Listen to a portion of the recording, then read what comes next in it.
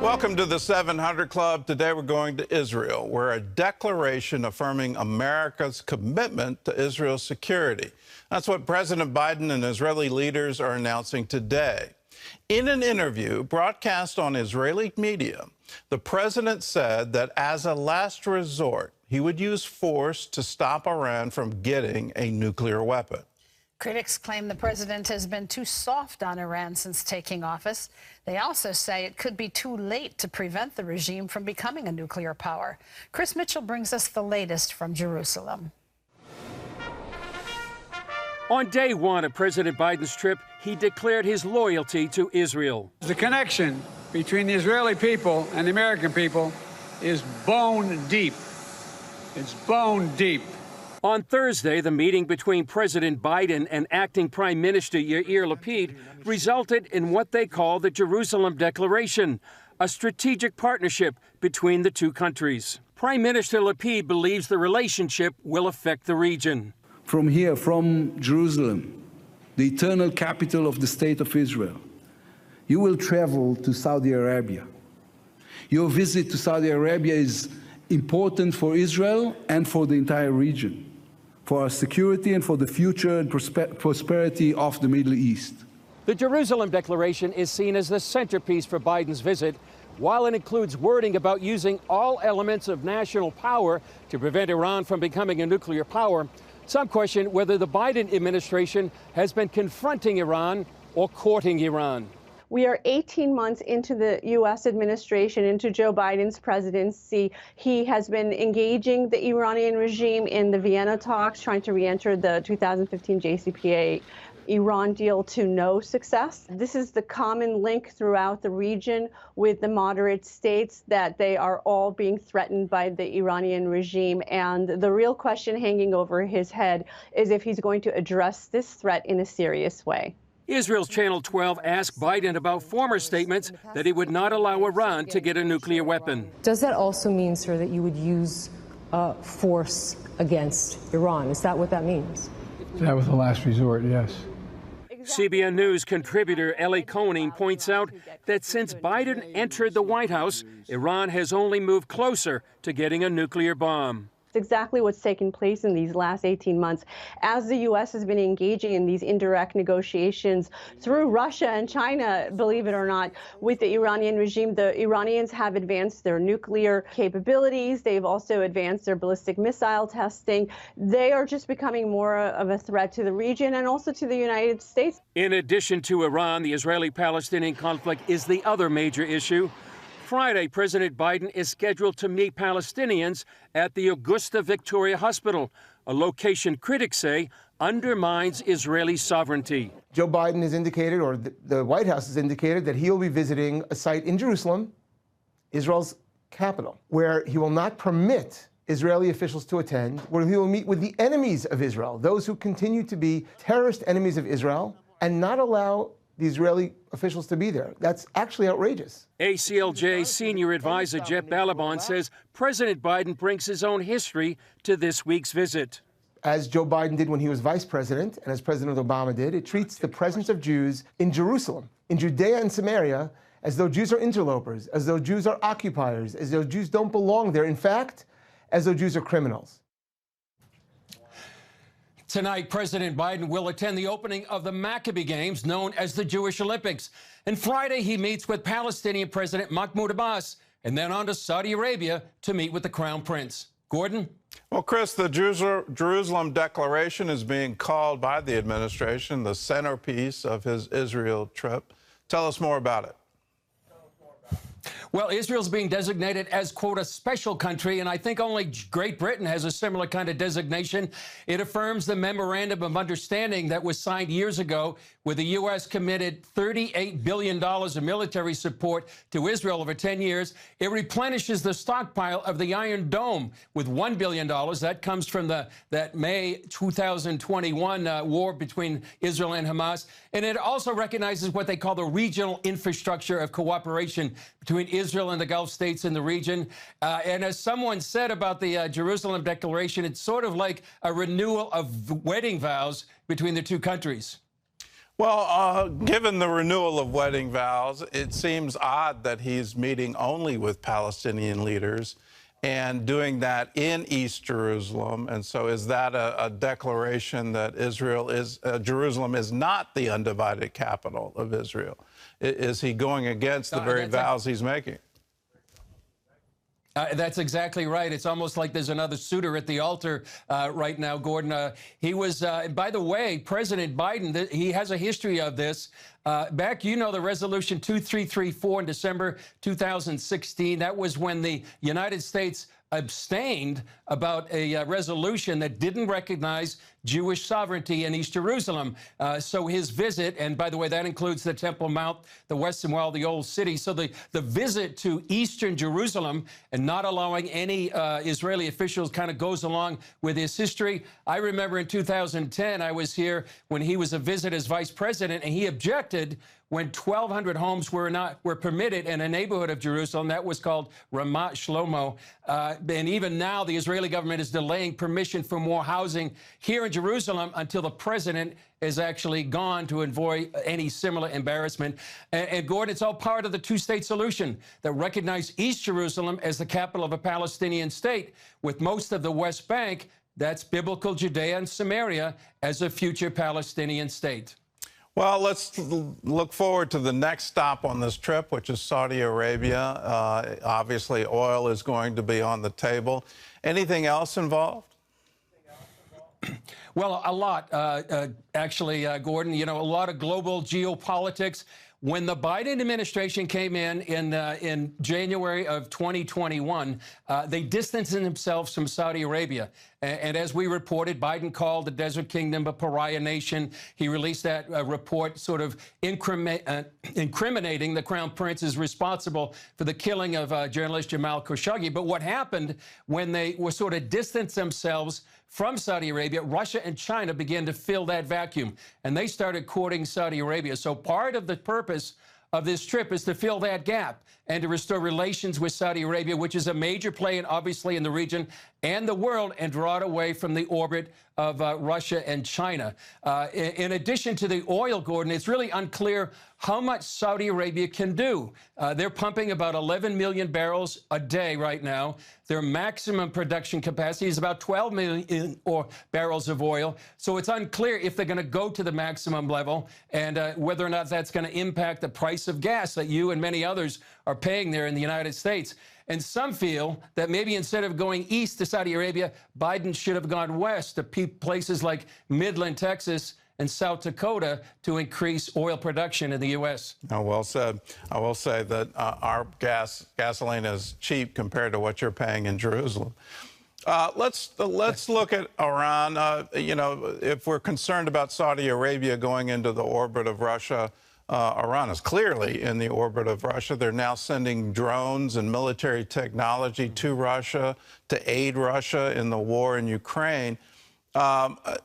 Has the administration made a fundamental mistake here trying to negotiate with Iran and now putting on the table, well, we will use a military option as a last resort?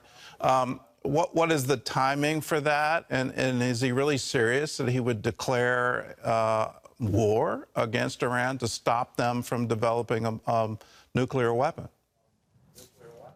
The timetable is very critical, like you mentioned, Gordon. And in addition, I'll mention not only is Iran sending drones to Russia, but also Vladimir Putin is visiting Iran next week. And so that's an interesting alliance that seems to be growing. Now, the timetable is a question of, Israel is looking at Iran right now. They're producing high enriched uranium. About 1,000 high-speed centrifuges are online now. And the IAEA doesn't have eyes on the ground right now.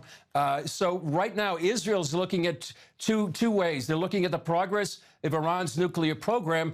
They're also looking at what the U.S. is doing or allowing Iran to do. And will it re-enter the Iranian nuclear deal? That would give billions of dollars to Iran and mainly guarantee, many people believe, that it would become a nuclear power. And in addition, and we talked about this with former Israeli ambassador to the U.S., Michael Oren, will the U.S. give Israel what it needs? If they want to have a military attack, that means air refuelers, maybe bunker-busting bombs. And so that's the question many people are asking.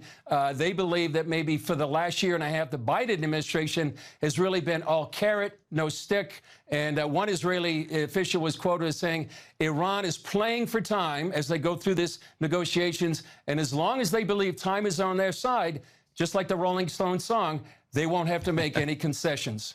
Well, the reason time is on their side is that once they acquire a nuclear weapon, it's game over. Then military options are off the table because the retaliation with a nuclear weapon would be overwhelming. You know, I have to say, is this too little, too late?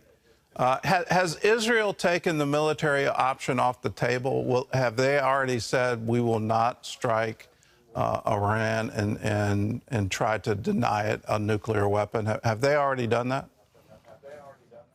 No, they haven't, Gordon. In fact, I would say just about an hour ago during the press conference with Yair Lapid and President Biden, that was the one statement that Yair Lapid made definitively. He said that the free world, the West, needs to have a credible military option on the table. That will be the only thing that will stop Iran. And he said also that diplomacy is not enough, that words are not enough. He said that in the presence of President Biden, who really puts diplomacy as the #1 way to stop Iran. So, no, Israel still has the military option on the table. All right. Well, Chris, thanks for the insight, and thanks for joining us. And please stay safe in Jerusalem. Back here at home, soaring inflation is hitting everyone everywhere, from the gas pump to the grocery store. A 9.1%. It's the highest in 40 years. So the Federal Reserve is now considering a very aggressive rate hike, maybe as much as a point, despite the risk of causing a recession. George Thomas has the details.